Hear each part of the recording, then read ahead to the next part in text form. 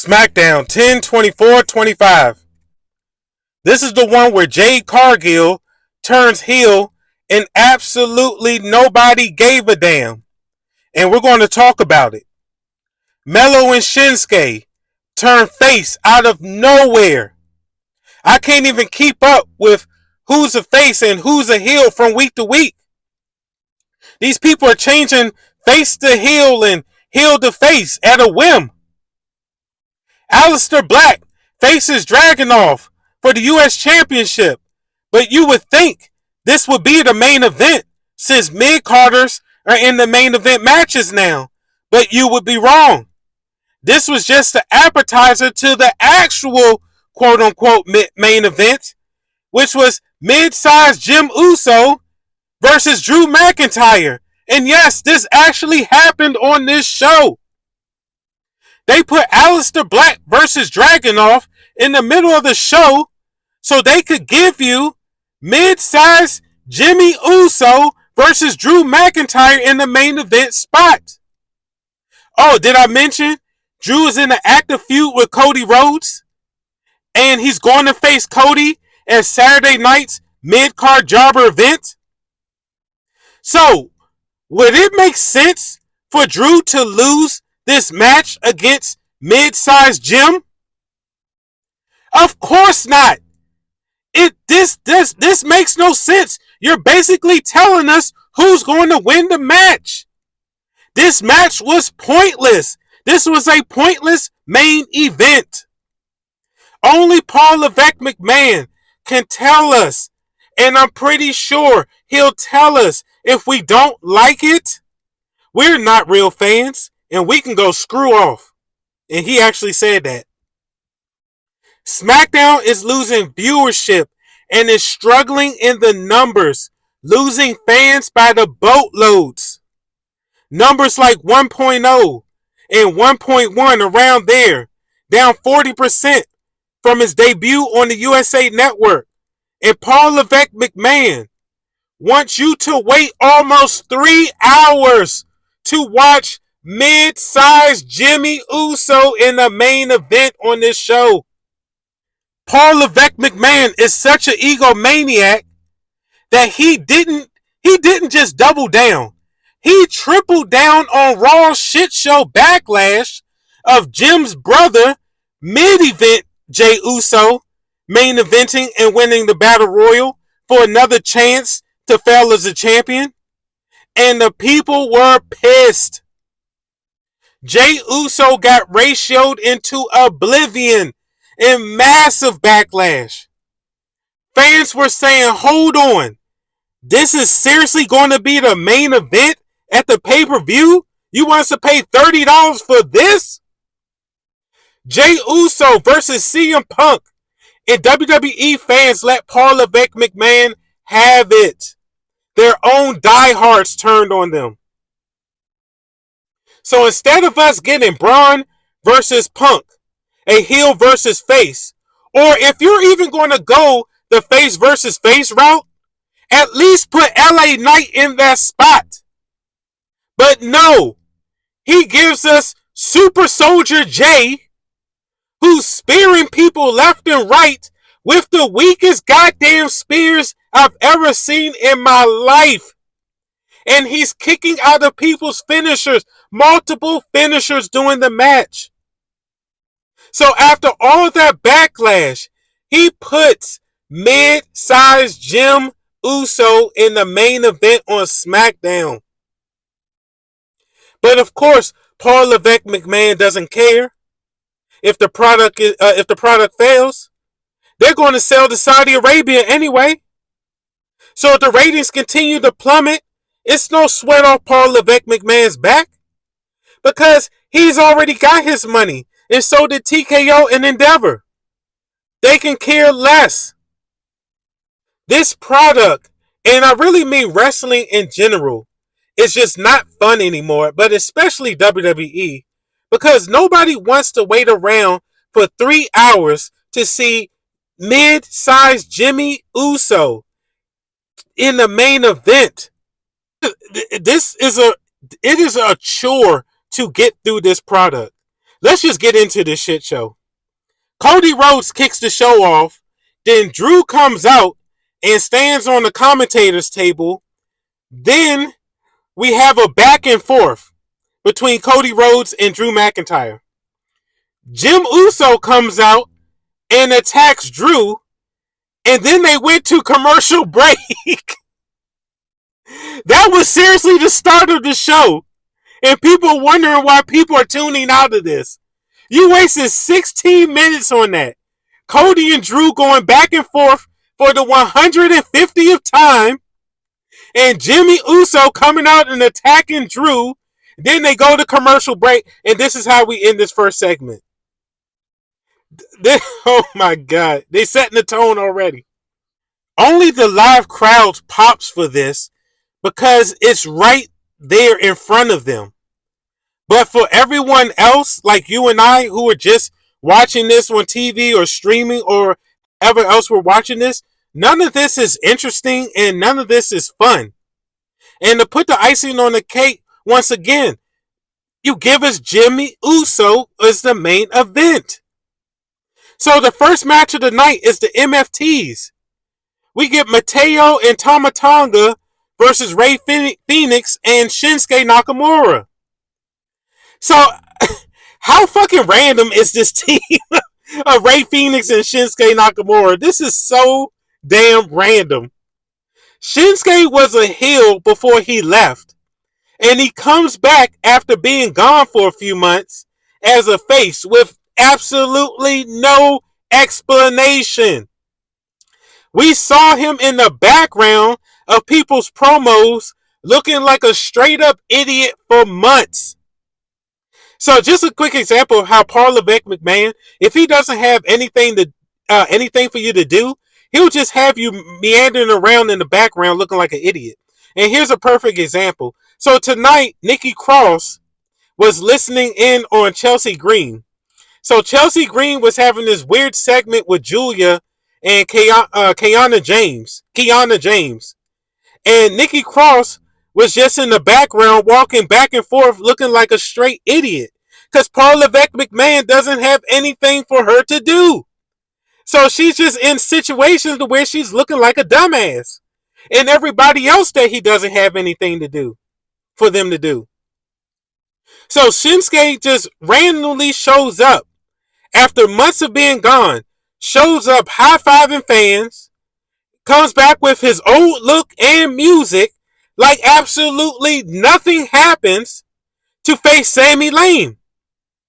And now he's in a random tag team with Rey Fenix. It makes no sense. And poor Rey Fenix, he's looking like a complete jobber. Rey had Andrade as a partner. LA Knight was his partner on the Paris tour. Shoot, he even teamed with Javon Evans. And now he's teaming with Shinsuke Nakamura. And all of this happened in just the last couple of months. This is terrible. Rey Fenix left AEW for this. And ladies and gentlemen, this also proves a lot of times why the grass is not always greener. So Tama Tonga pins Rey Fenix. I was like, and that was that. So to end the first hour of the show, we have Tiffy. Tiffy pins Kiana James because of course she did. Because so she hits her with the prettiest moonsault. And after the match, Julia and James attacks Tiffy. And Jade comes out for the save. Jade then turns on Tiffy and beats up Tiffy as an apparent heel turn, and the crowd just goes mid. No, it just really looked like nobody gave a damn. You know why this is so dumb? They were already fighting each other as faces in their face versus face matches. So what's the point of turning Jade heel? What is the point if you're already going to have face versus face and heel versus heel? What's the point of turning these people heel or face? if you're just going to book everybody as tweeners. This is why I say this product is just retarded. It makes no sense. So we go backstage with Melo to continue the nonsense. So, and this is where also just if infuriates me here. So Miz attacked Melo. So in wrestling logic, that will now mean that of course Miz is the heel, Melo was the heel. So then when the heel attacks the another heel, that usually turns that heel face, right? This is wrestling logic. But since Paul Levesque McMahon is so extra, he has Melo come out and say, I've been listening to the fans and they've been rooting for me. So here on out, I'm doing this for the fans. And I was like, what? So the Miz didn't turn you face? What now the fans cheering for you? This is what turned you face? So I said, okay, whatever. Let's keep it moving. You can't question this stuff. It'll give you a brain tumor if you think about it too hard. Dragunov Open Challenge. But backstage, we have Sami Zayn. Once again, he's playing cheerleader. He says, I took on the John Cena Open Challenge. Now I'm passing the torch to you, Dragunov.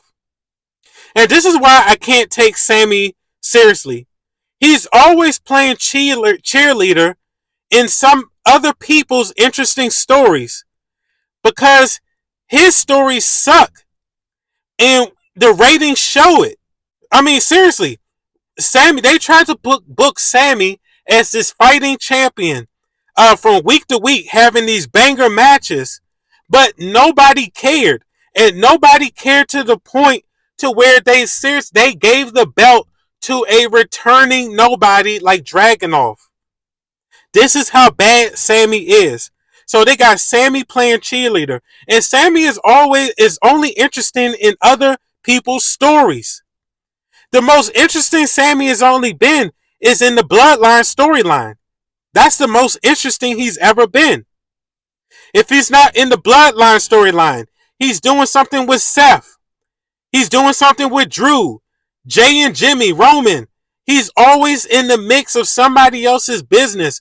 But by himself, Sami is terrible. And this is why they had to get the belt off of him and put it on a returning nobody in Dragunov.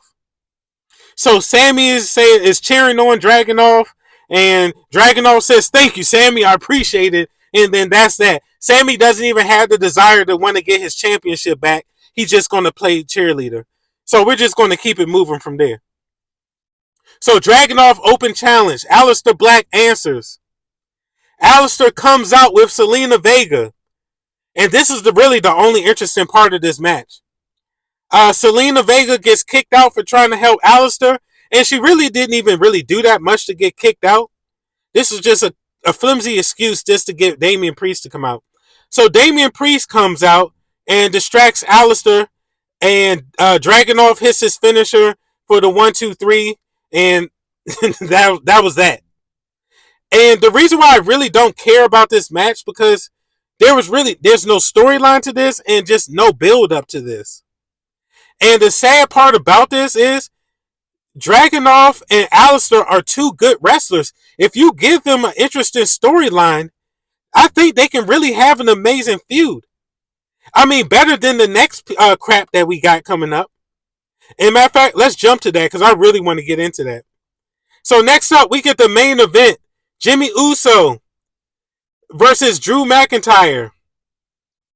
Numbers are hitting rock bottom. And Jay is main eventing Raw. And Jimmy is main eventing SmackDown. Because these guys are both glorified mid-carders. So your ratings are tanking. And this is the answer to your tanking ratings. To put these two as your headliners on your main event shows. This is, wow, you can't make this up. So we got mid-carders main eventing. This is what we're giving. So I'm not even going to get into this because this match was really just boring. I mean, let's keep it real. So Drew pins Jimmy because of course he did via Claymore because he's going to take on Cody at the pay-per-view. So it makes no sense for Drew to lose this match. This is why I say this stuff is predictable if you just use a little bit of common sense. So post-match, Cody comes out to save Jim, but Drew ends up claymoring Cody, which in Paul Levesque's booking means Drew is going to end up losing at Saturday night mid-card jobber event. I mean, whoever gets the better of someone on the go-home shows, that's usually who ends up losing. I mean, this is just a trope that they've been going with for a while. So don't expect no surprise win for Drew. Drew's going to lose his match. He was just feuding with Jacob Fatu. So there's no way they're going to go from having him mid-card with Jacob Fatu to all of a sudden now he's main eventing with Cody and now they're going to give him the belt. After, I mean, come on. We got to use some common sense. So we get the end credits with Paul Levesque McMahon and the AI bot. And this is how we end the show. This show was straight up nonsense and absolutely nothing was accomplished. Just a quick review. Rey Fenix and Shinsuke Nakamura are in a random tag team out of nowhere. Nikki Cross is backstage looking like an idiot in catering. Jade turns heel for absolutely no reason. Melo turns face out of the blue for the fans. Not because the Miz attacked him, but because of the fans. Sammy has given up on getting his title back, so now he's going to play Dragunov's cheerleader. And to top it off, we get mid-sized Jimmy Uso contributes to the tanking ratings. And this was our Smackdown. I'm done with this show. I don't even want to give it any more. I don't even want to give it any more time. Hey guys, I'm Mark from MD, and this is Cut My Music Wrestling. If you like what you heard, please like, comment, share, subscribe, and please hit that bell notification, because you know YouTube like to play little games with with notifications. Also, it'll help the channel reach our goal of 100 subs. So what I'm going to do is for every milestone the channel reaches, I'm going to be doing a giveaway. So for the 100 subs milestone, I'm going to be doing a giveaway. I'm going to announce it when we're close. It's going to most likely probably be a cash prize. So just stay tuned for that. But hey, I appreciate you guys. This is Cut My Music Wrestling. Hey, you guys be safe. Peace.